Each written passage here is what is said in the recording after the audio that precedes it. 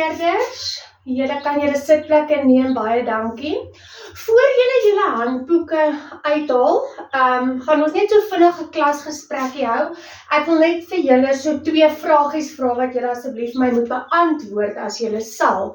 Ek wil sommer by van julle hoor, wie van julle se ouers of familielede besit hulle eie besighede of werk vir besighede in Vryburg of buite Vryburg?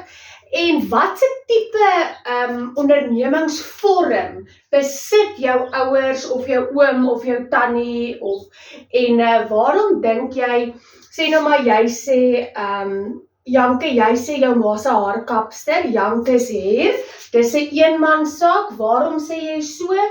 Want sy's alleen eienaar, die wins is haar, sy neem alleen besluite.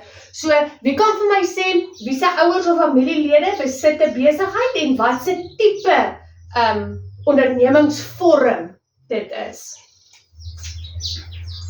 Goed, baie dankie. Dan wil ek gou by julle hoor, wie kan vir my voorbeelde noem, somme in Vryburg, van 'n eenmansaak, van 'n vennootskap, 'n beslote koöperasie, 'n nie winsgewende maatskappy, 'n privaat maatskappy. Noem vir my voorbeelde. Sê byvoorbeeld soos Bacon en Biltong is 'n vennootskap tussen Jan en Hendrik, né?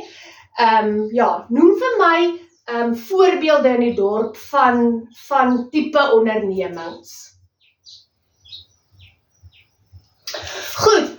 Dan, dames en here, voor julle vandag wil ek net vir julle sê, die aktiwiteit wat julle nou al reeds begin het, is vir huiswerk. Dit moet asseblief môre klaar wees. Soos ek aan julle genoem het, dit tel as 'n punt wat gaan deel vorm van julle kwartaalpunt om julle punte bietjie op te stoot. So, asseblief, dit moet klaar wees teen môre. En moenie môre hier kom en vir my sê dit is nie hier nie. So sorg dat dit klaar is en sorg dat dit môre asseblief by die skool is. Dan weet julle nou die ondernemingsvorme waar ons gesels het, wat ons behandel het.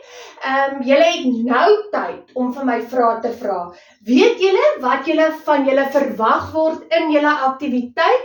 Indien julle onseker is oor 'n vraag, asseblief, julle het nou die tyd om my te vra.